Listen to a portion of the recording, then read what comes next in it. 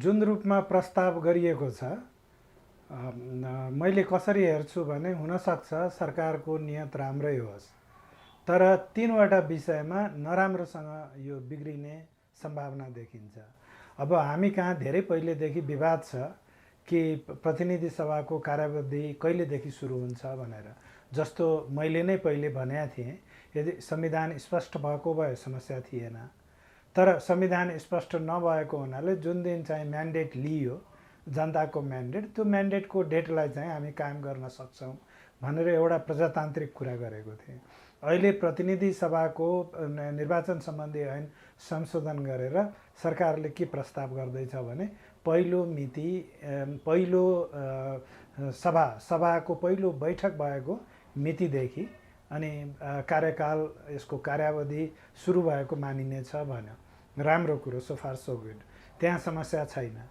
तर अब दोस्रो प्रावधानमा समस्या छ। दोस्रोले के भन्छ भने त्यो कार्यावधि त्यो सभाको पहिलो मिटिङ भएदेखि सुरु भयो र कहिलेसम्म भन्दा अर्को चुनाव भएर प्रतिनिधि सभाले पुनः शपथ ग्रहण गरेपछि मात्र चाहिँ पुरानो सभा बिदा हुने भनेपछि त मानौ अहिलेसम्म हाम्रो देशमा निर्वाचनका बारेमा निर्वाचनको मिति कानुनले संविधानले तोकेको छैन। कतिपय देशहरूमा यही चाहिँ यस्तै किसिमका हामी कहाँ जस्तो अस्थिरता हुन्छ भनेर प्रष्ट गरिएको छ कि यो महिनाको यो 12 पहिलो साताको यो 12 निर्वाचन हुन्छ भनेर हामीले त्यो भन्न सकेका छैनौँ।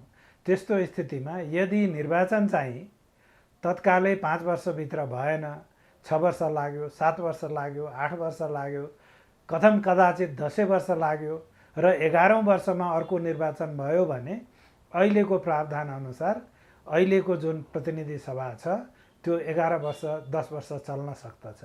त्यस्तो गरी प्रावधान गर्नु हुँदैन। त्यो एउटा दोस्रो मिस्टेक भयो। अब अर्को पनि मिस्टेक के छ भने संसदीय पद्धतिमा निर्वाचनको घोषणा सरकारले गरिसकेपछि त्यो निर्वाचनको घोषणा सँगसँगै सरकारले आफ्नो हैसियत परिवर्तन भएको मान्दछ। त्यो भन्नुको तात्पर्य के हो भने सरकार अब कार्यवाहकका रूपमा मात्र काम गर्दछ, उसले दैनिकी निर्वाह गर्दछ, तर त्यस्ता किसिमका नयाँ किसिमको नीति निर्माणमा लाग्दैन, नयाँ बजेट बनाउँदैन, नयाँ किसिमका कार्यक्रमहरू पनि ल्याउँदैन र नयाँ कानुनहरूलाई पनि यसले परिणाम दिँदैन। त किनभने अब ऊ निर्वाचनमा जाँदैछ, उसले गरेको काम कारबाहीबाट कसैलाई फाइदा कसैलाई बेफाइदा हुने गरी यदि व्याख्या भयो र खास गरी निर्वाचनको यो जुन एउटा वातावरण छ त्यो वातावरणमा सरकारी ओहदा पद र शक्तिको प्रयोग गरेर यदि सरकारले आफ्ना लागि चाहिँ आफू चम्किरहने, अरू चाहिँ के हो भने सडकमा पालो पर्खेर बस्ने स्थिति भयो भने त्यो चाहिँ विभेदपूर्ण निर्वाचन हुन्छ। त्यस हुनाले त्यस्तो परिस्थिति हुनु हुँदैन भन्ने एउटा संसदीय परिपाटी छ। त हामी कहाँ त्यो निर्वाचनको मिति यो हुने भनेर यो प्रतिनिधि सभा निर्वाचन सम्बन्धी ऐनको प्रस्तावित संशोधनले भन्न सक्थ्यो, जुन भन्न खोजिएको छैन। त्यो तेस्रो कुरो हो। अब चौथो कुरो के छ भने तपाईँ प्रतिनिधि सभा राख्नुहुन्छ अनि प्रतिनिधि सभाको काम कारबाहीमा पनि चाहिँ निरन्तरता राख्नुहुन्छ। अनि त्यो भन्नुको अर्थ के हो भने अब ढिलो हुँदै गयो भने अर्को बजेट पनि ल्याउनु होला, कानुनहरू पनि यसै गरी पारित गर्नु होला, चाहियो भने के भनेदेखि त्यस्ता किसिमका कार्यक्रम पनि ल्याउनु होला जसले चाहिँ निर्वाचनलाई चाहिँ प्रभावित गर्न सक्छ। त त्यो हिसाबले निर्वाचन भयो भने निर्वाचनको उद्देश्य अर्थात् फेयर एन्ड इम्पार्सियल इलेक्सन हुन सक्दैन। त यो चारैवटा कारणले गर्दा हामीले स्पष्ट रूपमा भन्न सक्दछौँ अहिलेको प्रस्तावित व्यवस्था एकपक्षीय भयो। यसले हाम्रो जुन उद्देश्य छ त्यो पुरा गर्न सक्दैन। खालि सुरुमा यो यसको कार्यावधि चाहिँ पहिलो मिटिङ बसेको दिनदेखि सुरु हुन्छ भनेको चाहिँ ठिक छ। यदि संसदले त्यसैलाई पारित गर्छ भने त्यो राम्रो नियम मान्नुपर्छ, तर त्यस सँगसँगै यी विषयहरूमा पनि टुङ्गो लाउनुपर्छ। यदि टुङ्गो लागेन भने त्यसको अर्थ के हो भने हामीसँग संसदीय पद्धति हुन्छ जसको निर्वाचन अधिकांश रूपमा प्रभावित हुने निर्वाचन हुन्छ र जो सडकका मान्छेहरू छन्, स्वतन्त्रहरू छन्, पार्टी नभएका मान्छेहरू छन् वा पार्टी भए पनि जसको चाहिँ हैसियत र क्षमता यी मूल पार्टीहरू सरह छैन, उनीहरू पीडित हुन्छन्। त हामीसँग 3 खाले उम्मेदवारहरू हुने भए। पहिलो खाले उम्मेदवार भनेको मन्त्रीहरू हुने भए, प्रधानमन्त्री लगायत। अनि दोस्रो खाले उम्मेदवार भने सांसदहरू हुने भए। उनीहरू पनि गाडी चढेर पिएसओ लिएर चट्ट सांसदको पिन पनि चाहिँ झुन्ड्याएर, अनि हामी त 2-4 दिनको कुरो हाम्रो खासै चेन्ज हुने स्थिति छैन, भोट हामीलाई नै दिने, त्यो सडकमा के छ, यिनीहरूले खासै गर्न सक्ने छैन भन्ने इम्प्रेसन पनि हुन्छ। अनि तेस्रो तह हुन्छ जो बिचरा जोसँग क्षमता पनि हुँदैन, पैसा पनि हुँदैन, हैसियत पनि हुँदैन, अनि उनीहरूले घर दैलोको भरमा चाहिँ केही सीमित दिनमा राजनीति गर्नुपर्ने हुन्छ। यो त विभेदपूर्ण हुन्छ। त्यस हुनाले सरकारले जे गर्दैछ त्यो राम्रो कुरा हो कि उसले प्रतिनिधि सभा निर्वाचन सम्बन्धी ऐनलाई संशोधन गर्दैछ। तर त्यो संशोधन गर्दाखेरि यो सबै इस्युहरूलाई चाहिँ सम्बोधन गर्नु पर्यो, र यदि सबैलाई सम्बोधन गर्यो भने हाम्रो संवैधानिक जुन व्यवस्था छ त्यो निसन्देह अहिले भन्दा अझ राम्रो हुन जान्छ। मैले भनेको त्यस्तो होइन। मैले भनेको के भने कि अहिले त सिद्धान्त त प्रधानमन्त्रीले जब निर्वाचनको मिति घोषणा गरिसक्नुभयो, अब प्रतिनिधि सभा चाहिँ अस्तित्वमा हुनु हुँदैन थियो।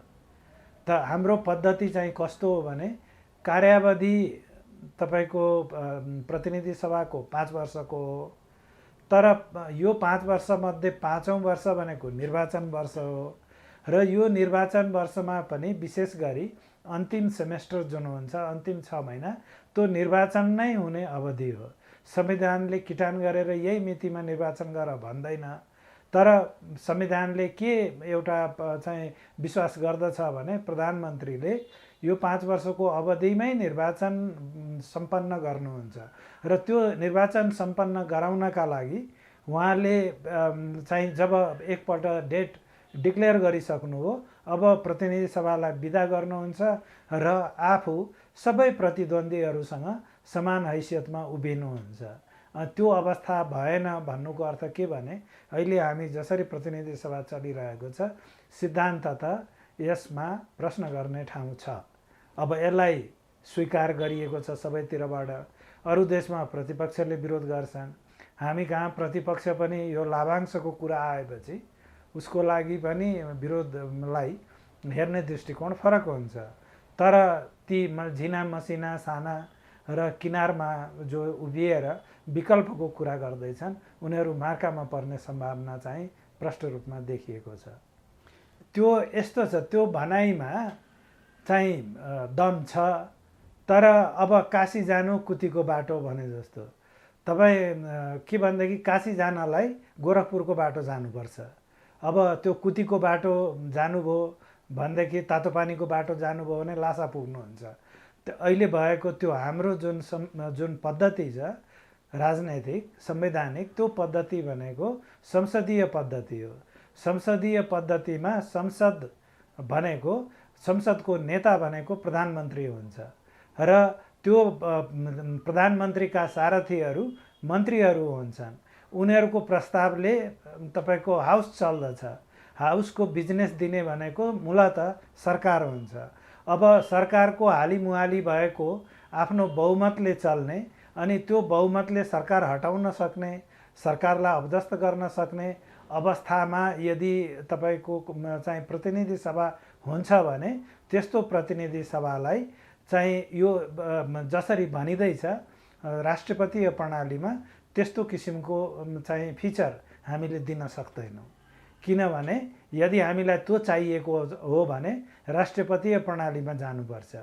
त राष्ट्रपति राखेर पनि प्रधानमन्त्रीलाई राष्ट्रपतीय प्रणालीको प्रधानमन्त्री बनाउन सकिन्छ। त त्यो बनाउने नियत छ भने अनि प्रधानमन्त्री र प्रतिनिधि सभा बीच कुनै किसिमको पनि चाहिँ सम्बन्ध हुँदैन, उनीहरू बीच एउटा वाल अफ सेपरेसन हुन्छ।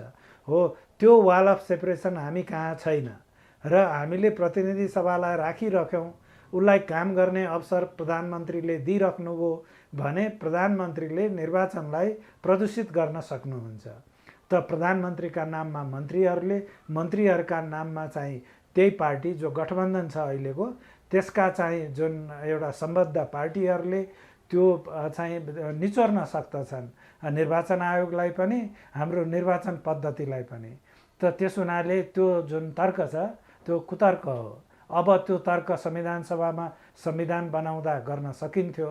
अहिले यो संविधान नै रहने हो, संशोधन नगर्ने हो भने हामीले त्यसरी व्याख्या गर्न सक्दैनौँ। अब त्यो विभिन्न कारणहरू हुन सक्दछ। अब एउटा कारण चाहिँ कतिको के भनाइ छ भने, र मैले यो कुरो पहिले पनि बोलेको छु कि अहिलेको गठबन्धन एउटा कमजोर प्रकारको गठबन्धन हो। यो गठबन्धन नेपाली काङ्ग्रेसलाई चाहिएको होइन, यो गठबन्धन गठबन्धनका अन्य घटकहरूलाई चाहिएको हो। र यदि प्रधानमन्त्रीले कहीँ बिराउनु भयो, एकहोरो हिसाबले जान खोज्नुभयो या गठबन्धनको मूल्य मान्यतालाई उहाँले चाहिँ स्वीकार गर्नु भएन भने, प्रतिनिधि सभा भइरह्यो भने उहाँलाई अविश्वासको प्रस्ताव ल्याएर बिदा गर्न सकिन्छ भन्ने दृष्टिकोण चाहिँ गठबन्धनका घटकहरूले राखेका कारणले विकल्पका रूपमा यो प्रतिनिधि सभालाई कायम राखेको हुन सक्दछ। एउटा कारण त्यो हो।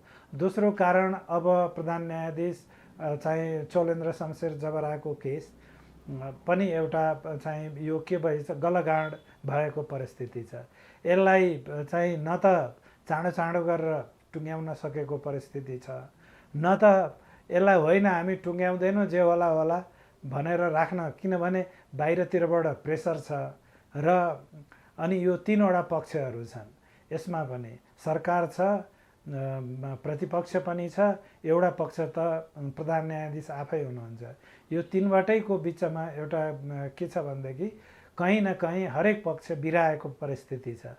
र त्यो बिराएको परिस्थितिमा एउटालाई मात्र सजाय गर्दा, खास गरी महाभियोग पारित गर्दा त्यसको जोखिम चाहिँ बाँकी दुईटा पक्षलाई हुन सक्दछ, प्रतिपक्ष र सरकार दुईटैलाई भन्ने आधारमा यो कसै गरी लम्ब्याएर यसलाई त्यो अवस्थासम्म पुर्याउँ जुन अवस्थामा पुगेपछि यो अहिलेको टन्टो प्रधान न्यायाधीशको जुन कार्यावधि छ त्यो स्वतः समाप्त भएपछि त त्यो पनि समाप्त हुन्छ, त्यो टन्टो पनि भन्ने हिसाबले लिएको पनि हुन सक्दछ। र अब त्यही कारणले गर्दा मान्छेहरू, अनि तेस्रो कारण यो अलिकति लोभ लालच पनि हो, किनभने अब समितिका सभापतिहरू छन् हैन, त्यही संसद प्रतिनिधि सभा भएको कारणले गर्दा खाइपाई आएका तलब सुविधाहरू छन्। यो 2-4 पैसा नै होला, धेरै ठुलो कुरो नभए पनि अब त्यो पनि किन चाहिँ त्यसलाई चाहिँ एउटा त्यो पनि नआउने अवस्था किन पार्ने चुनावमा जाने मान्छेले भन्ने एउटा सानो त्यो सोच पनि हो। त समग्रमा त्यही नै लाग्दछ मलाई। अब भित्रको कुरो त हामीलाई के थाहा हुन्छ, यो के भने परिस्थितिको राजनैतिक मूल्याङ्कन गर्दा यी तीनवटा चाहिँ विषयहरू हुन् जस्तो लाग्छ। यस्तो देखिन्छ अहिलेको जुन गठबन्धन छ नि त्यो एउटा कमजोर प्रकारको गठबन्धन हो। अब ओली सरकारको विकल्पका रूपमा आएको हो, तर साँच्चीकै मूल्य मान्यता र दृष्टिकोणमा त्यो विकल्प कुन रूपमा स्थापित गरियो भनेर भन्न सक्ने अवस्था छैन। र अब यो गठबन्धन कायम राखेर निर्वाचनमा जाने लगभग टुङ्गो लागिसकेको छ। सिट बाँडफाँडका चाहिँ प्रक्रियाहरू थालिएका छन्।